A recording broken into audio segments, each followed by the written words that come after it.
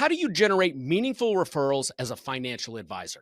It is one of the biggest challenges advisors face. Yet, if that nut can be cracked and systematized, advisors can see their practice flourish. On this episode, Proudmouth co founder Matt Halleran is going to walk you through some of the strategies that he uses to help advisors crack that nut. This is the Resilient Advisor Show with Jay Coulter.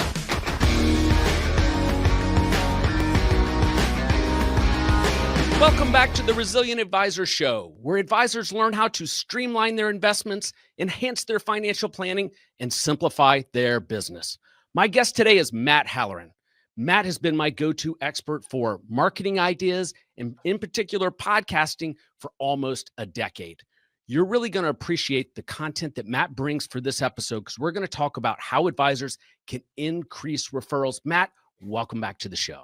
Dude, I'm so happy to be back. I forgot how much fun your opening is there. I just think that's the dude walking up the stairs and stuff. I just love that, man. I absolutely think it's fantastic. Well, we're going through a little bit of a rebrand, so we might have to work through some of that as well. But let's get started. Tell me, when you're working with an advisor and they come to you and they say, Matt, I really need to increase and help my referral game. What do you recommend they start with? Well, so first off, it's changed a lot, right? And you have to be able to make this philosophical shift, because if you can't make this step, then I just want everybody to know the rest of what I'm going to talk about is actually insurmountable for you. And here's what the step is referrals have fundamentally changed. When your client says, hey, you should call Jay, they don't pick up the phone and call Jay. They Google the living heck out of you. They're going to check to see if you're on their social media platform that they prefer, posting timely content that resonates with who they are, both personally, professionally, spiritually, emotionally, and all of that sort of stuff. And so the referral game has fundamentally changed. You have to have like consistent, personalized content that's out there that doesn't just show how smart you are, but also shows who you are. And Jay, one of my favoriteest things that happened with a social media post that I just did recently, because we work off referrals too, right? I mean, we're B2B, but I'm still looking for referrals from our existing clients. And I posted something about my son and I taking a German longsword sword fighting class. And I shot it. My son shot the video, and it was me getting my butt kicked by the instructor. And I got this outpouring, like 3,500 impressions and like 70 something comments. And it was just so much because people want to know more about you. One of the things that has fundamentally changed in the world of branding and marketing is you have to have your own brand that complements who you are and what you do in your financial services practice. We call it the 4-to-1 rule, and this is based in cognitive behavioral psychology. For every 4 business posts you do, you have to do 1 personal post. In cognitive behavioral psychology, you have to make 4 praise statements before 1 corrective statement. But we know that 4-to-1 rule is a very, very powerful technique. And if you do that, if you start sharing more about who you are as a human, not just an advisor, you're going to be increasing your referrals exponentially. So if an advisor hasn't really paid attention to how they're systematizing this process, do you have a framework or methodology that you use for somebody that's just starting their journey down that path of systems? Yeah, absolutely, brother. You got to walk before you run, right? That's the most important thing that you can ever do. If you're not really posting, you just need to go ahead and put a time, block it out as is immovable. I highly recommend you do this on a Monday or a Friday. You spend 15 minutes, you craft a post, or even better, this is the best content in the world. You grab your phone and you say, I just got out of a client meeting, and this is the question that they asked. You're not going to be giving investment advice. You're going to say, this is the question they asked. Do you have similar questions? Bam. You can send it through compliance. Bob's your uncle. You post it on social. And I want you to do that once a week. And I want you to do that once a week for a month. You're going to start building this as like an atomic habit. My business partner, Kirk Lowe, loves talking about atomic habits because it's such a huge part of what we build in our podcasting system. We're creating habits for our clients. So you can create that for yourself. It is an immovable appointment, needs to be before your meeting with clients or close to lunch. So those are the two things that I really want you to do. Because lunchtime, maybe you had a couple of client meetings, you've got some really good opportunities for some content, and you normally, hopefully, are taking advantage of managing your calendar well so you can build that time in. That's one of the best ways you should walk before you run, man. Yeah. Yep. I like the idea of blocking it off on Friday, definitely before client meetings. Tell me what technology would you recommend an advisor use in the beginning? I'm not talking about these sophisticated systems that we all get marketed with. Should they use to help make this easier for them? Yeah, any new phone, man, right? I mean, honestly, now there'll be some people who argue that you should use the cameras on the back, not the camera on the front, whatever. I don't really care. This is basically 1080p. Even if it's 720, that's fine. It's still going to look good. The other thing is I don't want any editing. So literally this piece of equipment that all of you have, I don't care if you have an iPhone or if you have a Samsung or a Google or I don't know what the other one, Nokia, I don't know what they have yet, but any of those that actually have a legitimate camera system, that's all you need to do. And you also want to make sure that you're in a quiet place though, right? So you don't want to be walking out in the middle of a coffee shop shooting a video, because that actually is annoying to your audience because they can't really hear your voice. But this is it. You don't need anything more than this, period, end of story. What about a microphone? Well, okay, so that's level 2, right? Okay. Level 2 is, and on Amazon right now, or wherever you B&H, we usually buy our stuff from B&H, and I actually don't have it in front of me right now, but there are these little lav mics that plug into the bottom of your phone. They're $29. All right. And if you want to upgrade your audio for that, that's a perfect thing to do if you're using a handheld device. Now, if you're going to sit down in front of your computer like Jay and I are right now, we recommend the Samson 2QU or Q2U microphone. It's like $59 anywhere you get it. It's a directional condenser microphone. It's a USB plug and play. It's going to make you sound like a champ. Throw away your Yeti, burn it. Don't ever use the microphone because you have to have a soundproof room. It's a hot microphone. I want you to use something that's very clear, very simple. And, I do this a lot, Jay, but this is the joys of a directional condenser microphone, right? You can hardly hear me at all, which also means that you guys can't hear. There's a big thunderstorm happening in my neighborhood right now. My dogs have been running around upstairs right above me, but you can't hear it because it's not within the pattern of the microphone. Okay. I tell you, one thing I learned over the years from you and Katie Braden, our mutual friend, is, this is all you need. You don't need these fancy, expensive microphones. But for most folks, there is some imposter syndrome about picking up the phone and saying, and delivering some type of video content, putting it out to the marketplace. Yeah. Frankly, I've struggled with it, which just surprises most people since I've been spamming advisors with my content for a decade. How can an advisor that's having some reservations around doing that get over the hump mentally? What do they need to do? See a therapist. So that's probably the first thing that you need to do, because it really is a confidence issue. It's also a perfection issue, and perfection is the enemy of done. I believe I live my life by that. The other thing is it's supposed to be raw. And you have to just convince yourself that that's okay.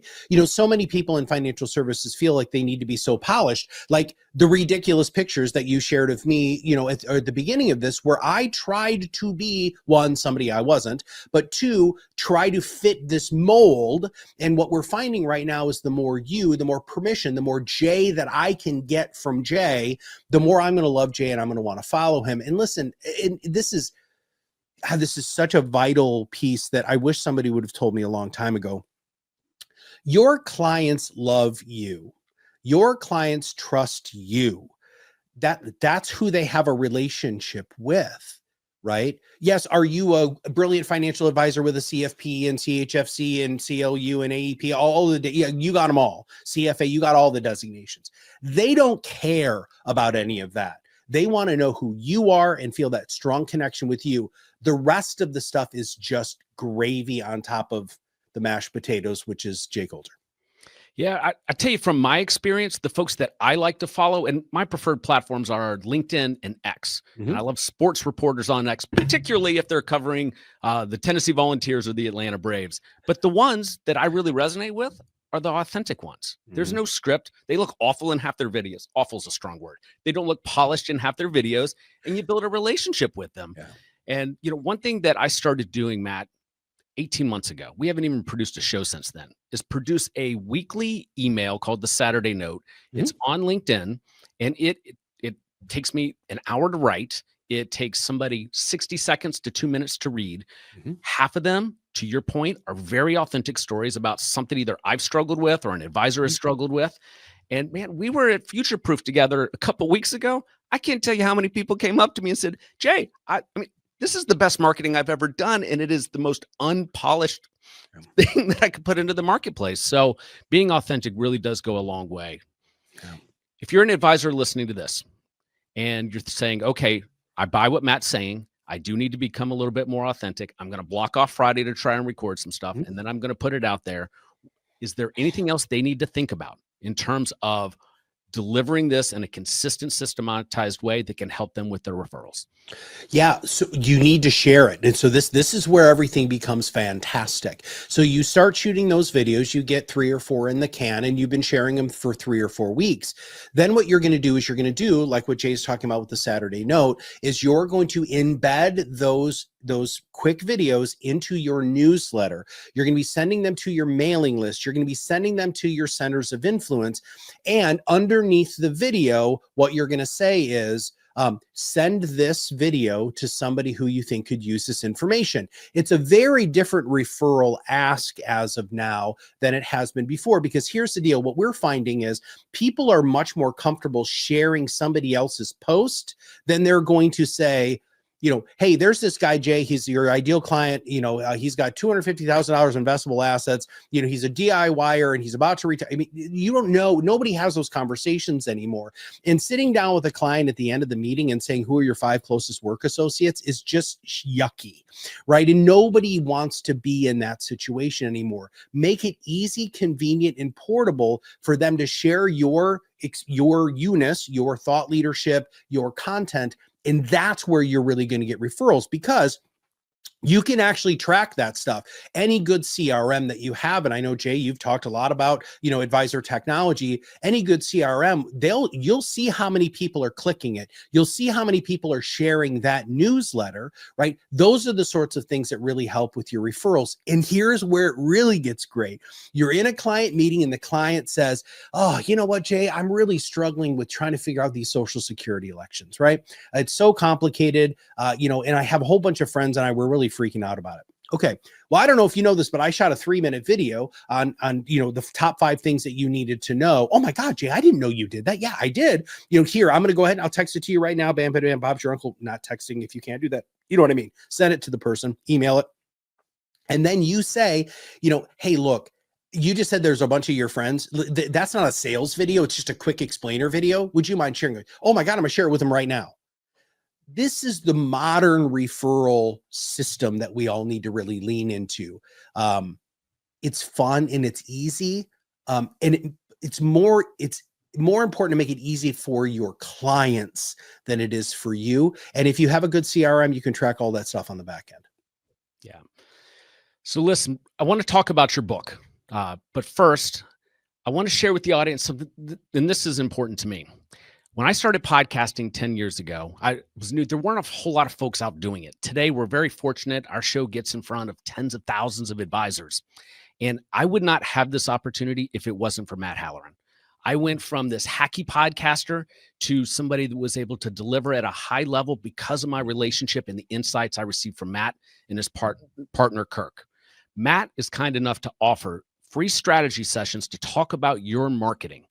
And so there's a QR code here on the screen. If you're listening to this podcast via audio, there'll be a link in the show notes. But if you're concerned about your marketing, you want to know how to level up your game, I can tell you Resilient Advisor would not reach the audience that it reaches today if it wasn't for Matt Halleran. Matt, what would an advisor experience going to one of your strategy sessions? Yeah, dude, I just did one of these yesterday at the end of the day. So I was on a webinar just like this, a broadcast, and I had put this QR code up and he went ahead and scanned it. So it is there. I am going to research you ahead of time. Right. So what I'm going to do is I'm going to take 15 minutes before the 20-minute allocation of time, which is what this is. And I'm going to look at all your stuff. So I also kind of want you to be prepared for that, because I'm going to snoop you. I'm going to Google you. I'm going to look at your website. I'm going to look at your social media profiles, and I'm going to just take a couple of notes. And then the opening of the free strategy session is, what are you doing in marketing right now that you feel is working for you? And Jay, you know this better than anybody. Most people will say, nothing, right? And I'll say, well, yes, I can see that already. Your website is terrible. You have no real call to action. You have no free downloads. You have no, schedule a free call. And then I really deconstruct their social media. We've had people who've done free strategy sessions about podcasts. And so I will listen to a couple of your shows. Now, I don't listen to it in the entirety, because I'm not going to do that, because I already know 90% of what you guys are doing wrong with your shows. And so this is a free strategy. This is not a sales call. I want to be very, very clear about that. Kirk and I made a very strategic decision, well, actually a really long time ago, that we want to really truly lead with as much value as we can. If you do decide that you want to, work with us in any of our products and services, we're more than happy to do that. But this is a true strategy session, and I would love for you guys to take a picture of this. Just scan it with your phone. It connects you directly with my calendar. Now, I am busy, so it might be a couple weeks out, but just go ahead and get something scheduled as soon as you can. And let's really dive into what can work for you. And by the way, Mariah, thanks for the comment. That referral video idea is a really powerful one, and I appreciate you chiming in there. Matt, I'm out of practice. I did not see that in the comments section. So tell us a little bit about this post from Mariah. Yeah. So, I really think that a lot of people just overthink what they need to do to be successful when it comes to content marketing. There is definitely levels of polish. I'm going to use a podcast that I don't think, well, some people won't like, but it's a great example, right? It's Call Her Daddy, which is the #1 podcast in the world right now. And it's literally one woman sitting in a chair, and her guest is sitting across from her. When she started that show, it wasn't great, man. It wasn't. But she's an unbelievable interviewer, incredibly personal, very real. And now she's making millions and millions and millions of dollars off of it in interviewing the most famous people in the world, right? You have to just agree that you got to start somewhere, man. Experiment with angles, right? You don't want to do this with your phone because you're going to look like a doofus, and you also don't want this. You don't want it pulling it up your nose. There's a couple of easy techniques that you can have. Just look at yourself. Look at the camera. Don't look at yourself. And just start shooting stuff, right? Here's the deal. No matter what you do and no matter the quality, Jay, I love your sports analogy, right? The broadcasters that do that stuff. Do you know when people really love sportscasters is when they're bloopers, right? When they foible, when they mess up, when they drop the ball, when they trip. I mean, people get endeared. It's actually called the pratfall effect. Jessica, one of our marketing people, and I just did a podcast and we talked about it yesterday. But that's a really, really important thing. You have to be you. And it's so easy to do this. It's so easy to send your clients a quick video because that's what people are consuming ad nauseum today. Yeah. Thank you for the comment, Mariah. Matt, let's talk about your new book. I guess it's not that new now. How long ago did it come out? November. All right, so new enough. Shut the F up and listen. Let's start with this, because writing books, really difficult to do. What prompted the book? Yeah. What prompted the book was I woke up at 2:30 in the morning and it just happened. It just happened. Like, I literally grabbed my laptop and started writing. And it's so the book is formatted a very, very specific manner, and this is done by intention. So I talk about 7 different types of listening. I basically took active listening and blew it up into these 7 different types. So it's the type of listening, a story illustrating the type of listening that are very, very personal stories about me in my life and my career, and all of the different sorts of jobs and stuff I've had to get me to where I am today. And then the third part of each chapter is an exercise for you to practice. This is what drives me crazy. There's all sorts of books out there on listening, but nobody is like, hey, go do this and practice this. And so I really wanted to have that in the book. The other reason why I wanted to write this is kind of corny, but I wanted my kids to read it. So, because my kids are 22 years old and I have twins, and I would be sitting around, we'd be having a family meal, or, I'd be driving somewhere with one of my kids. We have a lot of windshield time together. And I tell them something like, Dad, I didn't know that about you. And so I wanted to really just document these stories. And both of my kids were actually, my wife and my two kids were the first people to read the book outside of my editor. And my wife knew all of the stories, of course, because she's my person. But both of my kids were like, Dad, I had no idea. And so, that might sound selfish. And I'm okay with that. The other thing is most people are terrible at listening because they have 2 ears and they hear all the time, but most people don't know how to listen. And the other thing that's frustrating, Jay, is most people who are learning how to do active listening, that has nothing to do with the person talking. That has all to do with you showing them you're listening, which I think is the wrong intention. And so I'm not a fan of active listening. And so I really just wanted to deconstruct all of that. So Matt, when my friends write books, I read them. I know how hard they do. I dog tag this thing because there's a lot of really good ideas in there. But you also talk about some really personal stuff. Mm-hmm. So you mentioned you wrote this book for your kids. Actually, the first book I wrote about 10 years ago is a book on managing through very stressful times, particularly when struggling with depression or anxiety. Mm-hmm. And back then, not a lot of people spoke about that. And in the back of my mind, it was, well, hey, when my then young kids get older, this could be a resource for them as well. Matt, you have a section in the book on your journey with depression and anxiety. Yeah. Do you mind sharing your journey with us? Yeah. So, I was diagnosed with, so everybody says they have ADHD. Very few people actually do, because if they did, they would know, really. So I was diagnosed with ADHD when I was 7. I have medication resistant ADHD. So the stimulants don't work for me. In fact, they make me feel like I'm gonna have a heart attack all the time. I've tried pretty much every medicine that's out there. And so mental health was really something that I struggled with.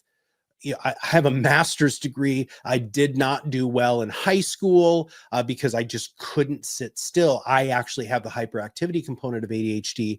And then I had to figure out how to use it as my superpower. And when I started figuring out how to use it as my superpower, then I got hit with the 1-2 depression and anxiety punch. And man, that really sucked. So one of the big things about depression that I think a lot of people need to pay attention to is, one, you're not depressed all the time, and there are triggers. It's both for depression and anxiety. And so I went on a very, very long journey internally, because I firmly believe that knowing yourself is the greatest journey a person can take, to really try to figure out what my triggers are. And Jay, one of the triggers is money. Just so you know, if you want to see me spike with my depression or anxiety, money is a huge, huge trigger. And I have a financial advisor and all of that sort of stuff, and we're doing just fine. But it's just amazing to me how quickly, after I found these triggers and I did the work, that it's really important. But here's the other thing I think is the reason why I wanted to talk about it in the book, and the reason why I'm very open to talk about it now, is it's not a sign of weakness. I don't feel that I'm emasculated at all talking about things that I'm working on. I actually think it makes me a stronger human being. I also think it makes me a better husband, makes me a better father, makes me a better business partner, makes me a better friend, because I'm not hiding this.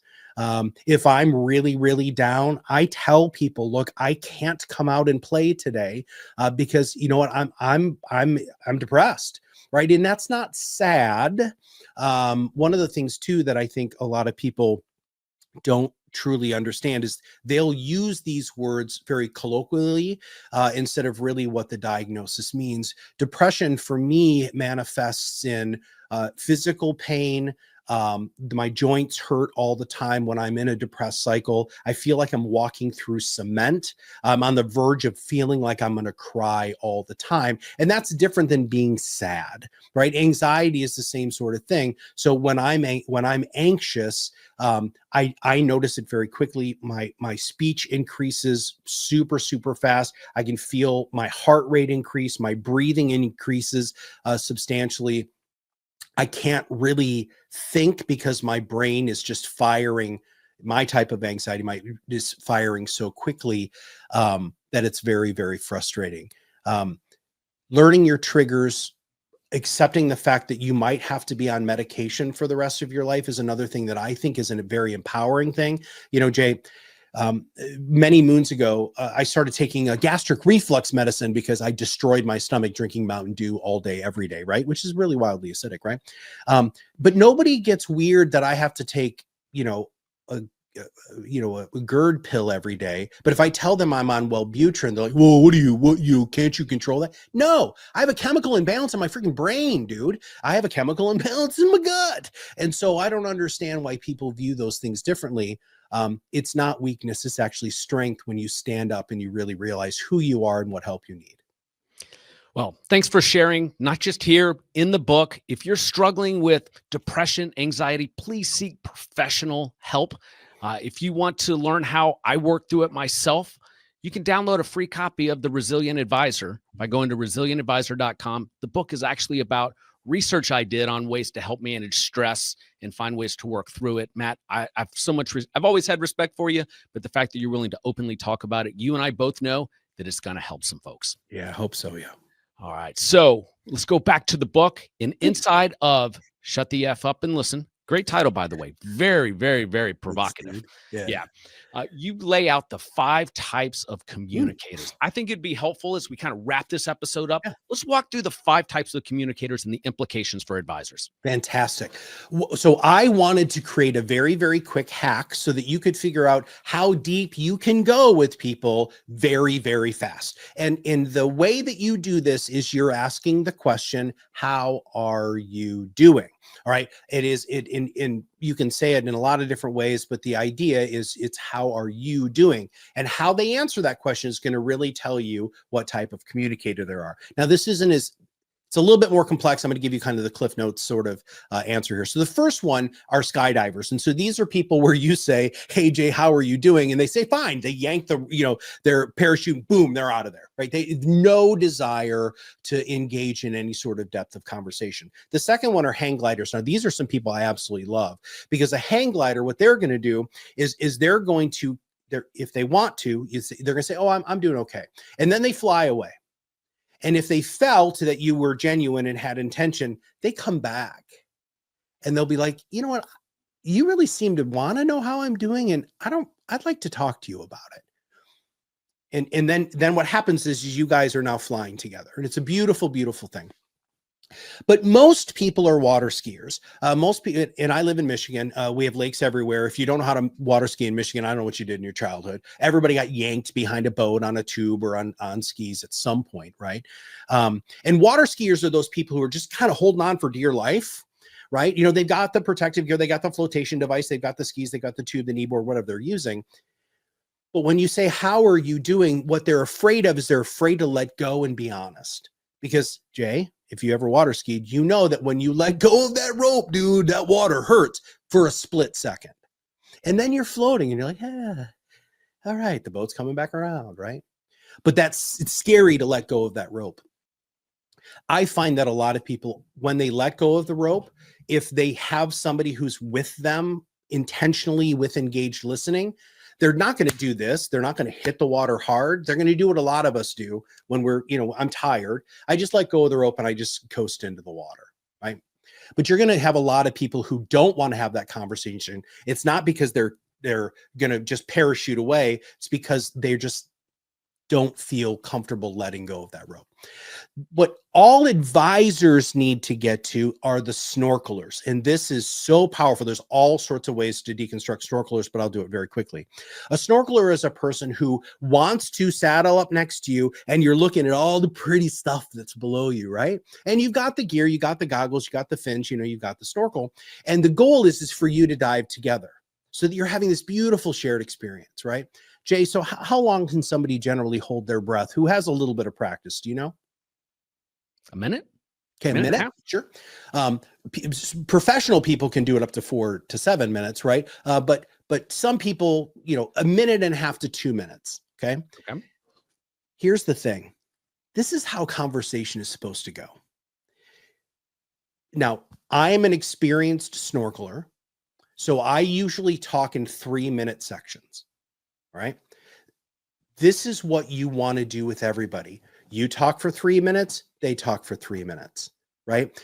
Snorkelers are people who want to engage in fruitful, reciprocal communication. Okay. But they're also not afraid to dive a little bit deeper, right? They're okay talking about feelings and emotions and goals and life and their money, right? Maybe wills and trusts and family dynamics, but they're not going to go super, super deep, but you're going to get enough information that you can do your job. Now, the last one are the deep sea divers, the scuba divers. These are people who are totally geared up, and you ask them the question, how are you doing? And they tell you, right? You know, they're going to tell you everything about anything that and they can stay under forever, right? So this sort of way to judge that sort of stuff, the only one that you can really manage, well, there's two that you can manage really well. One is the water skiers. You want to make people feel comfortable with your intentional question and listening, which I talk a lot about intention in the book, so that when they let go and they're willing to sit and float with you in the water for a few minutes, that you've made them feel comfortable. But the other one really is this idea of snorkeling. You should be snorkeling in your interviews. You should be snorkeling with your clients, because what a lot of you are doing is you're talking for 10 or 15 minutes straight at the person. That's not snorkeling. That's just being a crappy presenter. Right. Excellent framework. Where can advisors and anybody get a copy of the book? Yeah. So if you just go to Amazon and type in "Shut the F Up and Listen" book, you want to do that because some other things are very interesting that come up. And we really didn't look at some of the other books that were out there.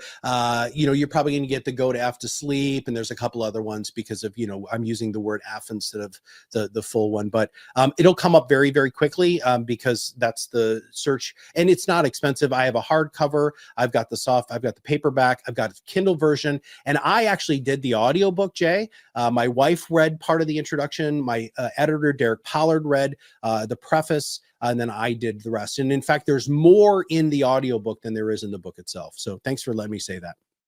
Absolutely.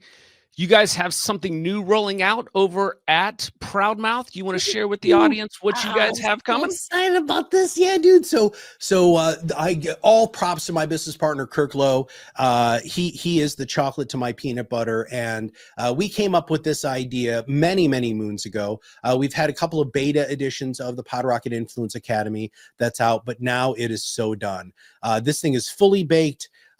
We've gamified your marketing. You're going to take the influence readiness test at the beginning, and that's going to tell you where your gaps are. And then the cool thing is then we will give you the courses that you need or podcasts to listen to help you close those gaps. Our ultimate goal is to help you be able to do a lot of the stuff that we do for our clients yourself, but more importantly, help you stop being the best kept secret in your area.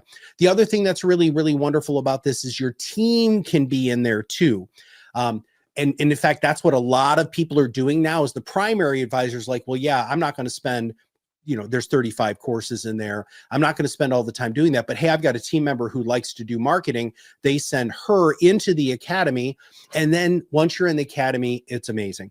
The courses are super easy to navigate. But more importantly, we're going to provide you with this warm blanket of support. 8 hours a month, you're going to be able to log into we call them Ask an Expert, which is an opportunity for you to go ahead and talk to me and our team about anything that's in the academy. Jessica, who a lot of you have seen on our webinars, she's very visible here at Proudmouth now. She's been with us for 7.5 years. She runs the Ask an Expert, our office hours. And I'm telling you, there are no questions. I shouldn't say that. There are questions she probably couldn't answer, but she is absolutely fantastic. But if you really look at the price, it's $99 a month. If you look at the price, I personally charge $250 an hour as a consultant. That was my going rate before. You're going to get 8 hours of that, access to that every single solitary month. Nobody's got anything that's as complete as this. We talk about marketing, branding. We talk about podcasting. We talk about video. Katie's got a video thing in there. We talk about advisory boards. We talk some practice management stuff, referrals. Bill Cates has a course in there, all the way up to how to specifically market to women, how to find your own niche. All of those things are in the academy. Yeah, dude, I'm so excited about this. I was talking to Kirk a couple of days ago, and we were just talking about where we were as Proudmouth. We've been going through some growing pains. And I said, I'm more excited about where we are at Proudmouth today as excited as I was when we rebranded to Proudmouth and we really became the company that all of you know today. This is such an unbelievable time, and we want to be able to hold your hand. We want to be able to help you really start market in a compliant manner. And that's why we built the Academy. Thanks, Derek, for the comment. A lot of people are really digging the Ask an Expert times. I mean, Derek does this, by the way. I mean, there are a lot of us out there who do these sorts of open-ended questions, whether that's like a LinkedIn Live or, in our situation in the Academy, but we know that you need more support and we want to give it to you. Excellent. Matt, for my first live broadcast in 2 years, I couldn't ask anybody better to come on. Thanks for making it easy, my friend. I appreciate you sharing. Everybody, please grab a copy of Shut the F Up and Listen. And Matt, I'm sure we'll do this again soon. Thanks, brother. It's great being here.